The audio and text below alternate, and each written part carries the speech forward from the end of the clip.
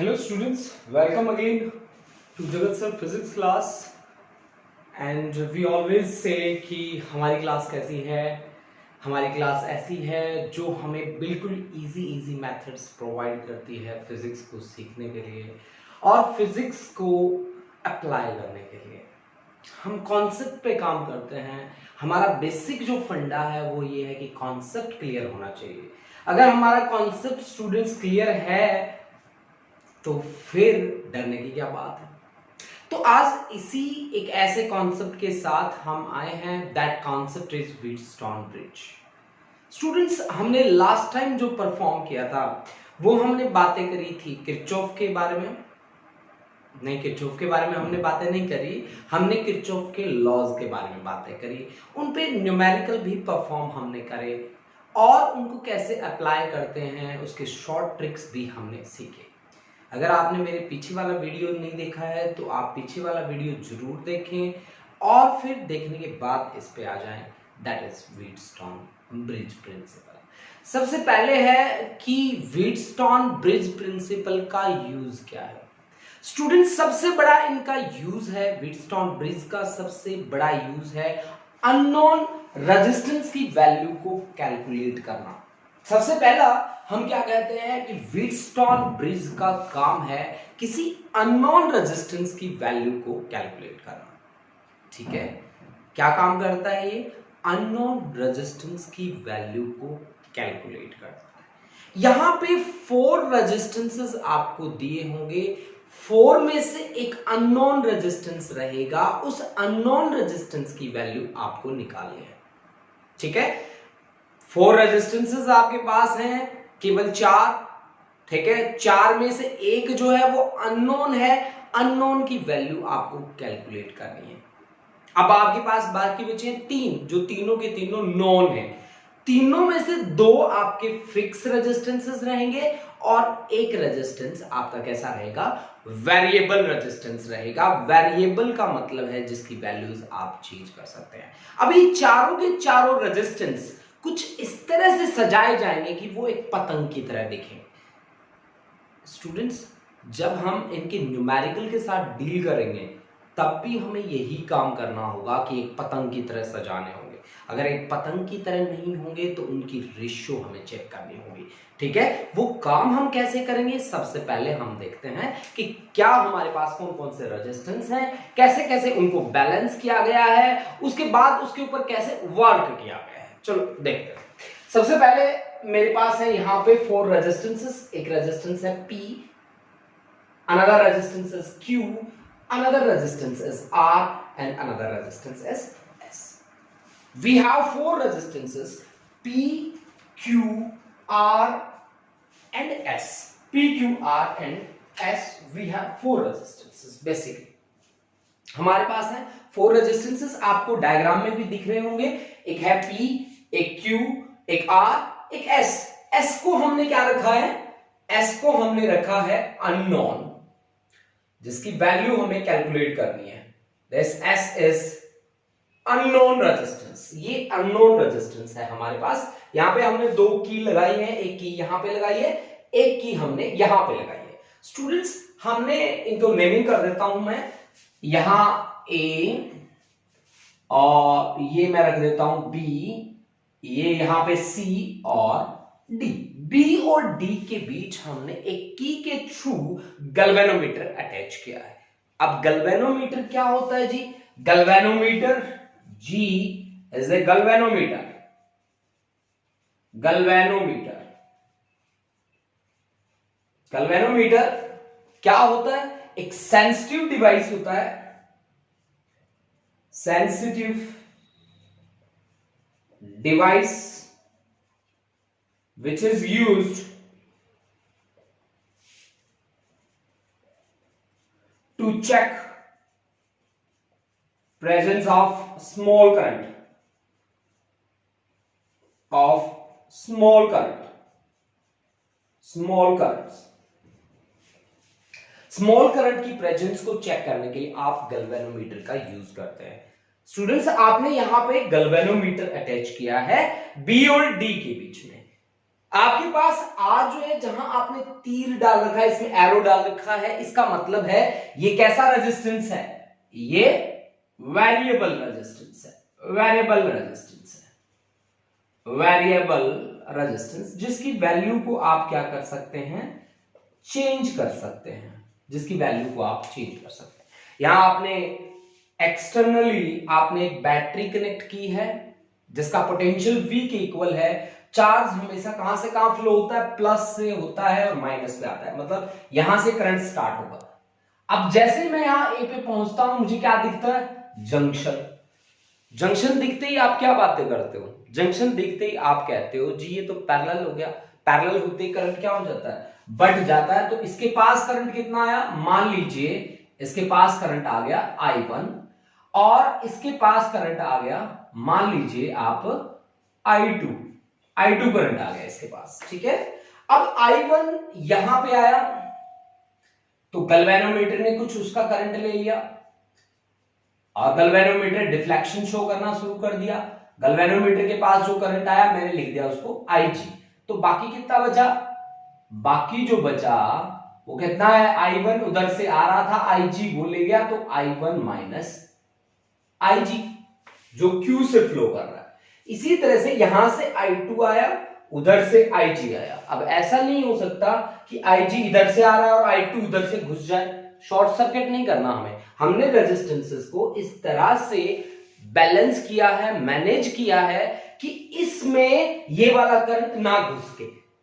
अब क्या होगा कि ये वाला करंट इधर जाएगा, ये वाला करंट इधर जाएगा, तो दोनों के दोनों करंट क्या हो जाएंगे, इकट्ठे हो जाएंगे, I2 plus Ig, I2 plus Ig। आप इसको नोट कर लें, ये current I2 plus Ig S से फ्लो करेगा, यहां से आएगा I1 माइनस Ig, यहां से जाएगा I1 प्लस Ig, तो दोनों इकट्ठा होकर क्या बन जाएंगे, I1 प्लस I2 जो I के इक्वल होगा, ठीक है। Law of conservation of charge, हमने पीछे बात करी थी कि charge never accumulates inside a conductor, जो हमने इस चैप्टर के बेसिक पढ़े थे उसमें हमने ये बात बेसिकली पढ़ी थी कि चार्ज कभी भी एक्यूमुलेट नहीं होता, इकट्ठा नहीं होता किसी भी कंडक्टर के अंदर।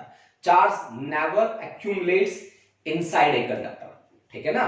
एक कंडक्टर के अंदर चार्ज कभी एक्यूमुलेट नहीं होता, चार्ज इकट्ठा नहीं होता, charge is always conserved, charge is always conserved. तो स्टूडेंट्स अब देखो, अब हमने क्या कहा कि हमारे पास यहां पे क्या क्या apparatus हमने यूज कर रहे हैं। दो की दिख रही है मेरे को, एक ये वाली की, एक ये वाली की, एक गैल्वेनोमीटर दिख रहा है मेरे को, 4 रेजिस्टेंसेस मेरे को दिख रहे हैं। 4 रेजिस्टेंसेस में 3 मेरे पास है नॉन, 1 है अननोन जिसकी वैल्यू मुझे कैलकुलेट करनी है, ठीक है। अब 3 जो जानकार हैं हमारे, उनमें से 2 की तो फिक्स वैल्यू है, एक वेरिएबल है, वेरिएबल वाले का नाम यहां पे है R, ठीक है। तो ये बातें सारी हमने apparatus में लिखी। प्रिंसिपल देखिए, कहते हैं कि इसमें जो 4 रेजिस्टेंसेस हैं, चारों के चारों रेजिस्टेंस एक ब्रिज फॉर्म करता है। मुझे ये पतंग के जैसे लगता है, पतंग की तरह, ठीक है। तो 4 एक ब्रिज फॉर्म करता है, और अगर चारों की चारों बैलेंस्ड हैं, अब बैलेंस कब होंगे, जब गैल्वेनोमीटर कोई डिफ्लेक्शन शो नहीं करेगा। यहां बैलेंसिंग का मतलब है गैल्वेनोमीटर कोई डिफ्लेक्शन शो नहीं करेगा। अब गैल्वेनोमीटर डिफ्लेक्शन शो कब नहीं करेगा, जब इसमें से करंट फ्लो नहीं करेगा। अब इसमें से करंट फ्लो कब नहीं करेगा, जब पोटेंशियल यहां पे B पे और पोटेंशियल D पे क्या हो, सेम हो, तो फिर कोई करंट फ्लो नहीं करेगा। क्योंकि पोटेंशियल डिफरेंस अगर है तो करंट का फ्लो तो होगा। अगर पोटेंशियल डिफरेंस नहीं है, यानी कि potential at B and potential at D is same, then there will be no current, ठीक है। आप मेरी इस बात को ध्यान से सुन ले बच्चों कि पोटेंशियल अगर B पे और पोटेंशियल अगर D पे सेम है तो फिर कोई करंट नहीं बनने वाला, कोई करंट नहीं बनने वाला। अब अपनी बात को आगे बढ़ाते हैं। हमने क्या कहा, if 4 resistances are connected to form a bridge and bridge is balanced. Bridge balance कब होगा, मैंने कब कहा आपको बैलेंस कब होगा, if galvanometer shows no deflection, if galvanometer shows no deflection, अगर वो कोई डिफ्लेक्शन शो नहीं कर रहा, then breeze is said to be balanced, है ना। अब गैल्वेनोमीटर डिफ्लेक्शन कब शो नहीं करेगा, जब करंट थ्रू गैल्वेनोमीटर क्या हो जाए, जीरो। करंट थ्रू गैल्वेनोमीटर क्या हो जाए, जीरो। अब करंट थ्रू गैल्वेनोमीटर जीरो कब होगा, जब potential at B, point B आप ध्यान से देखिए डायग्राम के अंदर, potential at B becomes equal to potential at D, potential at B becomes equal to potential at D, potential at D. अब हमने क्या किया है, ये की जो है ये ओपन क्लोज कर रखी है कि K1 और K2 ये करंट का फ्लो यहां पे स्टार्ट हो चुका है। अब हमें किस लॉ की हेल्प लेके इसको सॉल्व करना है, इसका प्रूफ देना है, ठीक है। लास्ट में हमने किरचॉफ वोल्टेज केवीएल को हम अभी अभी पढ़ के आए हैं, केवीएल किरचॉफ वोल्टेज लॉ को अभी अभी हम पढ़ के आए हैं, तो क्यों ना जो पढ़ के आए हैं उसको अप्लाई किया जाए। तो स्टूडेंट्स हम अप्लाई करेंगे उस बात को जो हमने अभी अभी पढ़ी है थोड़ी लास्ट वीडियो में। Before applying that thing we have to read the principle carefully. आप ध्यान से पढ़िए। If four resistances P, Q, R and S are connected to form a bridge and bridge is balanced। Balancing पे तो हमने बात कर ली, लेकिन आगे मैंने बात नहीं करी।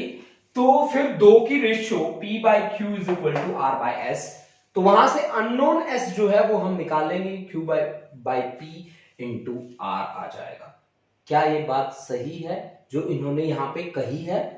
अगर सही है लेट अस चेक कर लेते हैं कि जो इन्होंने कहा क्या वो सही है। अब प्रूफ पे बात आ रही है, proof of Wheatstone bridge principle. Proof हम देखते हैं कि हमने जो काम करना है उसके अकॉर्डिंग हमारी बातें सही हैं कि नहीं हैं। चलिए देखते हैं। चलो प्रूफ पे बात करते हैं, इसका प्रूफ दे देते हैं आप लोगों को। खुश रहो आप लोग।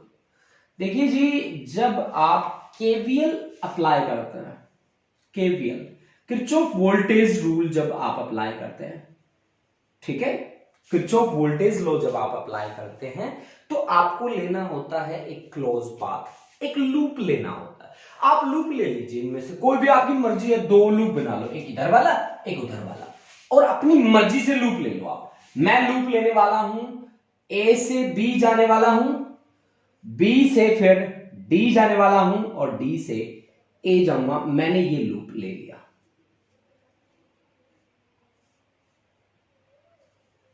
ये लो जी लूप। अब आप जाइए ए से बी, आप करंट की डायरेक्शन में जा रहे हैं, माइनस ले लो पहले, ठीक है। आपका जो डायरेक्शन है वही करंट का डायरेक्शन है, माइनस ले लिया। Minus I1 into P, P is the resistance, I1 is the current. उसके बाद आप चले जाइए B से D, B से D भी आप जिस डायरेक्शन में जा रहे हैं उसी डायरेक्शन में करंट जा रहा है। IG into G, let G be the resistance offered by galvanometer, resistance offered by galvanometer।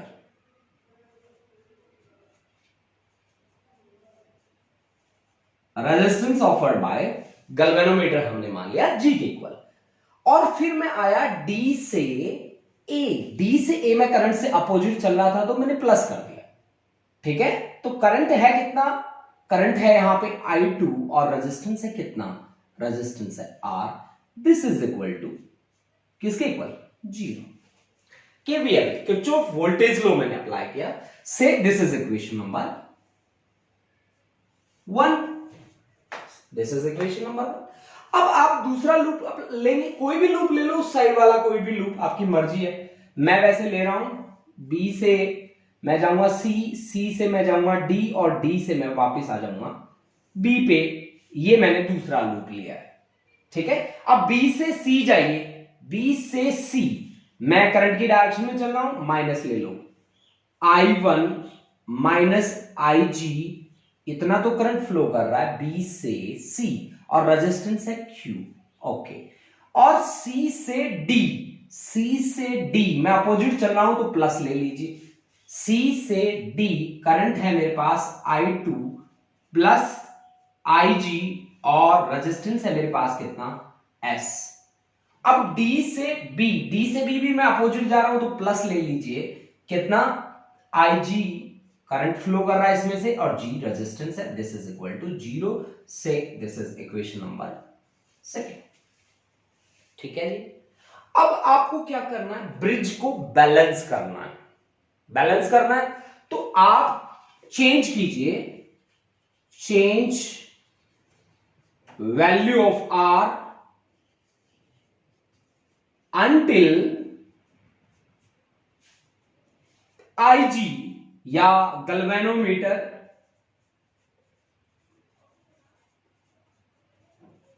stops showing deflection।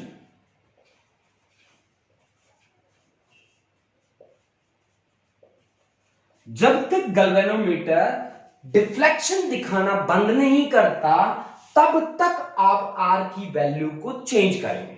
जैसे ही वो स्टॉप करता है, ठीक है, as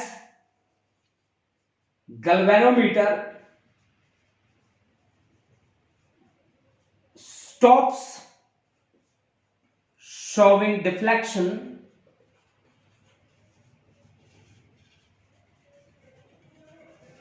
bridge is balanced. Bridge is balanced। Bridge is balanced. Bridge balance कब हुआ, जब deflection show करना बंद किया। डिफ्लेक्शन शो करने का मतलब क्या है, गैल्वेनोमीटर में से कोई करंट पास नहीं हो रहा, यानी कि Ig is equal to 0। Bridge balance कब होगा, जब Ig करंट थ्रू गैल्वेनोमीटर क्या हो जाए, 0 हो जाए। And put this value in 1 and 2, put in 1 and 2, put in 1 and 2। 1 and 2 में आप पुट करिए, 1 में पुट करेंगे आप तो आपके पास होगा minus I1 into P plus I2 into R, that is equal to 0। तो यहां से I2 into R is equal to I1 into P. तो यहां से आपके पास I2 अपॉन I1 किसके बराबर आ जाएगा, P डिवाइड बाय R से, this is equation number 3। Equation 3। अब Ig को आपने 1 में तो पुट कर दिया 0 के बराबर, अब 2 में पुट कीजिए, पुट इन 2 में पुट करेंगे तो ये आएगा आपके पास माइनस I1 इंटू क्यू, क्योंकि Ig तो 0 हो गया, plus I2 into S, I2 into S, Ig तो 0 है विच इज इक्वल टू 0, यानी कि I1 into Q is equal to I2 into S. हमें क्या चाहिए, I2 अपॉन I1, तो I2 divide by I1, I2 divide by I1 is equal to Q by S, Q by S। ठीक है, तो इसको आप मान लीजिए इक्वेशन नंबर 4। इक्वेट कर लीजिए आप 3 and 4 को, इक्वेट 3 and 4, क्योंकि दोनों के दोनों किसके बराबर है, I2 अपॉन I1 के बराबर है। इसका मतलब है P by R is equal to Q by S। यहां से P by Q is equal to R by S। This is the condition of Wheatstone bridge, and from here we can calculate the value of unknown resistance, and that unknown resistance is S. S is the unknown resistance। Students देखो हमने KVL की help से किस तरह से Wheatstone bridge का principal, उसका proof, उसका सर्किट डायग्राम, उसमें एपरेटस यूज हमने किस तरह से पढ़ा है। स्टूडेंट्स यहां पे सबसे अच्छी जो बात है वो बात है कि क्या आपको किरचॉफ वोल्टेज लॉ अप्लाई करना आता है। अगर आप किरचॉफ वोल्टेज लॉ अप्लाई करना जानते हैं तो ये आपके लिए बहुत ही इजी रहेगा। अब स्टूडेंट्स देखते हैं कि क्या हम इस लॉ पे बेस होके न्यूमेरिकल सॉल्व कर सकते हैं। अगर कर सकते हैं तो हम ट्राई करते हैं फिर न्यूमेरिकल्स के लिए। चलो देखते हैं। हाँ जी बच्चा पार्टी, एक न्यूमेरिकल है हमारे पास, यहाँ पे 2, 4, 12, 3 और 6 और टर्मिनल्स हैं ए और बी, और पोटेंशियल हमने अप्लाई किया है ए बी के थ्रू 4 वोल्ट। तो हमें क्या कैलकुलेट करना है कि करंट इसमें से कितना फ्लो कर रहा है, ये हमें कैलकुलेट करना है। सबसे पहले जब आप व्हीटस्टोन अप्लाई करो, सबसे पहला काम क्या है, पहले ये देख लो कि 5 रेजिस्टेंस हैं, 5 रेजिस्टेंसेस हैं। अगर 5 रेजिस्टेंसेस हैं तो 99% तो आपको ये व्हीटस्टोन का ही केस मिलेगा, ठीक है। 1% रह जाता है, उसके बारे में बाद में बात कर लेंगे, ठीक है। अब आपको पांचों में से ये देखना है कि क्या 2 की रेशियो नेक्स्ट 2 के बराबर है, ठीक है जी। क्या 2 की रेशियो नेक्स्ट 2 के बराबर है? जैसे कि यहां पे देखो, आप ऊपर वालों की रेशियो देखो, जैसे कि 2/4 क्या बराबर है किसके, 3/6 के। ये भी 1/2, ये भी 1/2, हाँ जी बराबर है। बराबर है तो बीच में जो रेजिस्टेंस लगा है उसकी कोई वैल्यू नहीं है। ये जो 12 है इसकी कोई वैल्यू अब नहीं है। अब इसकी कोई वैल्यू नहीं है तो अब तो मुझे सीधे सीधे लगे दिख रहे हैं। ये किसमें दिख रहा है मेरे को, सीरीज में। सीरीज में क्या करना है मेरे को, डायरेक्ट सम करना है। डायरेक्ट सम करते ही मेरे पास ये आ गया 6 ओम का, ठीक है। और इन दोनों का अगर मैं सम करता हूं तो मेरे पास आ जाता है 6 + 3 9 ओम। यानी कि अब हमारी जो बात है वो बात कुछ इस तरह की हो गई है कि यहां पे लग चुका है कितना, 6 ओम का रजिस्टर, और यहां पे लग चुका है कितना, 9 ओम का रजिस्टर। 9 ओम का रजिस्टर, ये ए ये बी, ये 6 ओम और ये आपका 9 ओम। अब जहां पैरेलल में दिए होते हैं आपको पता है माँ वाला फॉर्मूला आपको अप्लाई करना है, मल्टीप्लीकेशन डिवाइड बाय एडिशन।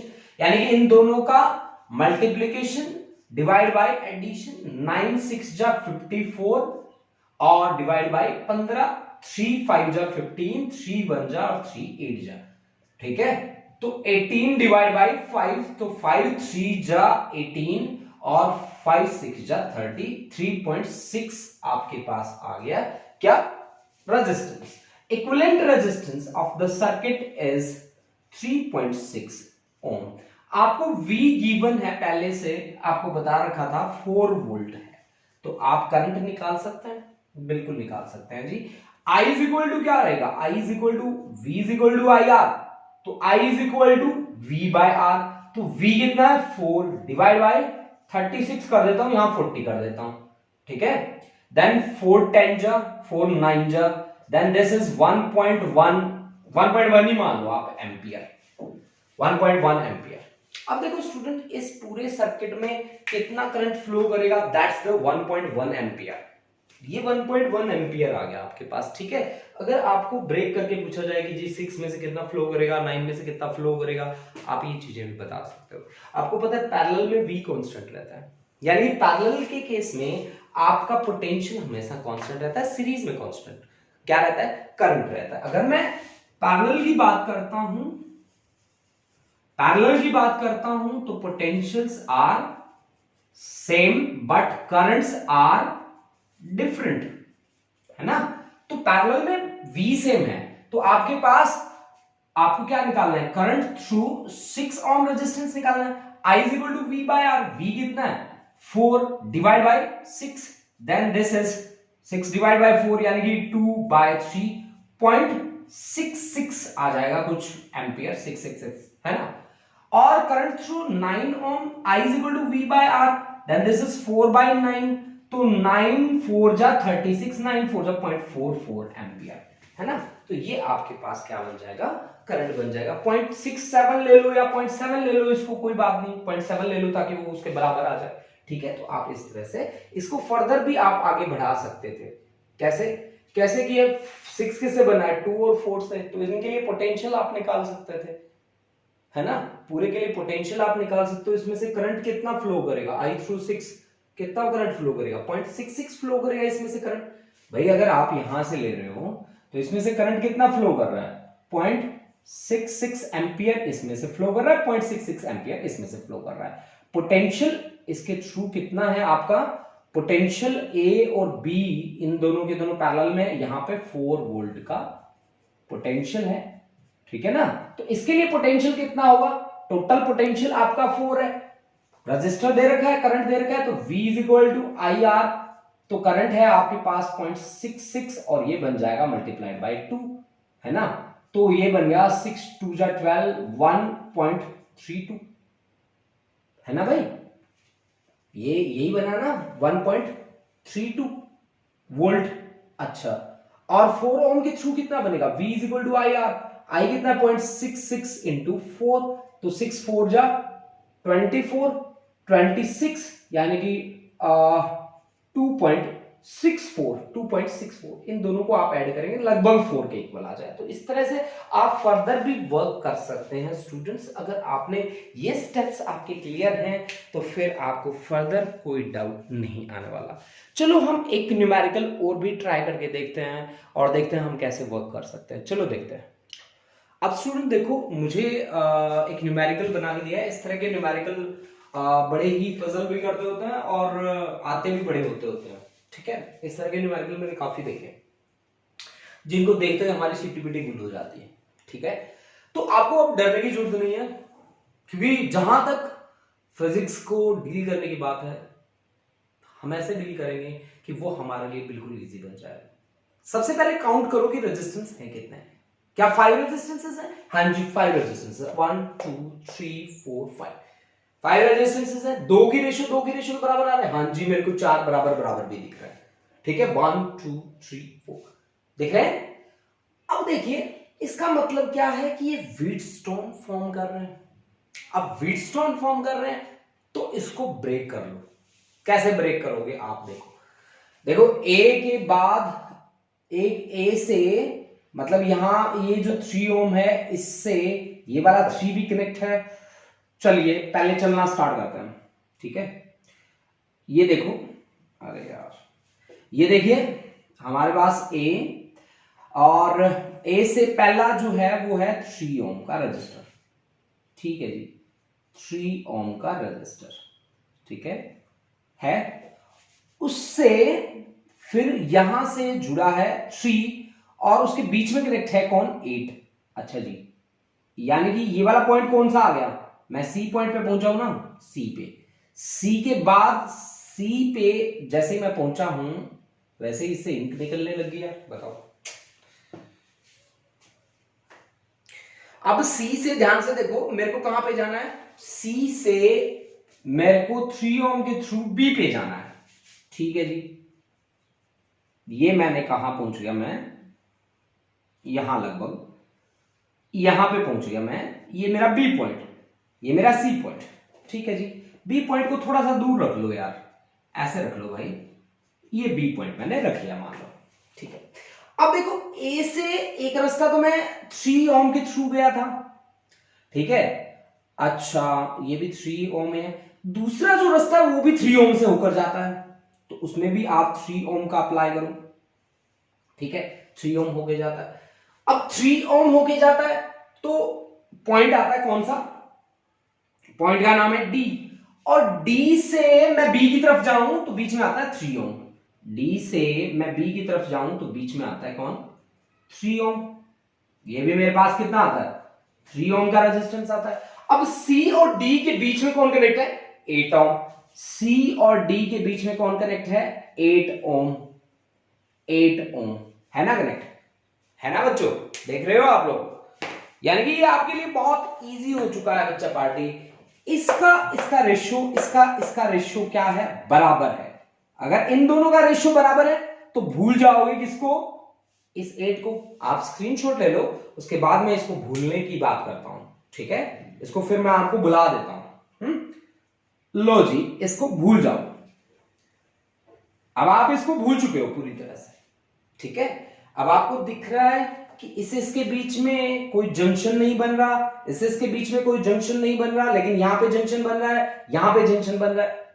तो फिर आप काम कैसे करेंगे, पीछे की तरफ। कैसे किया था आपने पीछे, ऐसे किया था आपने कि एक यहां पे 3, एक यहां पे 3, एक यहां पे 3, एक यहां पे 3, पैरेलल में बन गए ना दो दो। ठीक है, और दो दो सीरीज में बन गए। ये आपके पास बी और ये आपके पास ए। ये है 3 ओम, ये 3 ओम, ये 3 ओम और 3 ओम। अब बच्चा पार्टी कैसे करेंगे आप लोग, 3 + 3 कितना होता है सीरीज में, 6 ओम। नीचे वाला भी 6 ओम। ठीक है, 6 ओम, दोनों का रिजल्टेंट क्या आएगा 6 into 6 divide by 6 plus 6. This is equivalent resistance. Equivalent resistance is 36 upon 12. 12 3 जा 3 ओम. मैं आपको एक बात बताऊं, शॉर्टकट बात बता देता हूं. जब भी आपको ऐसा ऐसा दे रखा हो ना कि आपको दे रखे हो 4 रेजिस्टेंसेस, हर एक इक्वल रेजिस्टेंस हो, आंसर बिना सोचे समझे लिख देना. एक रेजिस्टेंस जो होगा वही उसका आंसर होगा. मतलब 3 3 3 3 दे रखे हैं ना, आंसर आपका 3 मिल जाएगा. ठीक है, चलो वो तो हमारी शॉर्टकट बात है. अब मैंने क्या कहा, पोटेंशियल आपको दे रखा है V इज इक्वल टू आपको दे रखा है 6 वोल्ट. तो I इज इक्वल टू निकाल लेंगे, पूरे सर्किट में से करंट कितना फ्लो कर रहा है. I is equal to V by R. This is 6 by 3, this is 2 ampere. अब 2 एंपियर करंट फ्लो कर रहा है. ठीक है, तो ये तो पैरेलल में है ना दोनों के दोनों, यानी कि ये 6 और ये 6 पैरेलल में है. अब वोल्टेज पैरेलल में सेम होती है, यानी कि यहां पे पोटेंशियल कितना है, V is equal to 6 volt है. और आपके पास है क्या 6 ओम, R है 6 ओम. तो I is equal to V by R, यानी कि 6 बाय 6, यानी कि 1 एंपियर. यानी कि 1 एंपियर का करंट यहां से फ्लो करेगा और 1 एंपियर का करंट यहां से फ्लो करेगा. ठीक है स्टूडेंट्स, अब 1 एंपियर इसके लिए मतलब इन 3 में पूरे में 1 एंपियर ही फ्लो करेगा. तो पोटेंशियल हमें डिवाइड करना है, पोटेंशियल दोनों के दोनों बराबर है तो हाफ हाफ हो जाएगा. पोटेंशियल कितना है 6 है, तो 3 वोल्ट इसके लिए हो जाएगा और 3 वोल्ट इसके लिए हो जाएगा. यानी कि आप फर्दर ऐसे चल सकते हो स्टूडेंट्स. हमारा बेसिक टारगेट आज की क्लास का क्या है, हमारा बेसिक मोटिव है कि आप व्हीटस्टोन ब्रिज के न्यूमेरिकल्स के साथ बहुत इजीली डील कर जाएं. यही हमारा टारगेट है स्टूडेंट्स. चलो स्टूडेंट्स, आप एक बार फिर भी प्रैक्टिस करें. जो डाउट्स आपको आए वो आप कमेंट बॉक्स में जाके कमेंट कर सकते हैं स्टूडेंट्स. ठीक है, तो हम उनको रिजॉल्व कर देंगे. Thank you students, have a nice day.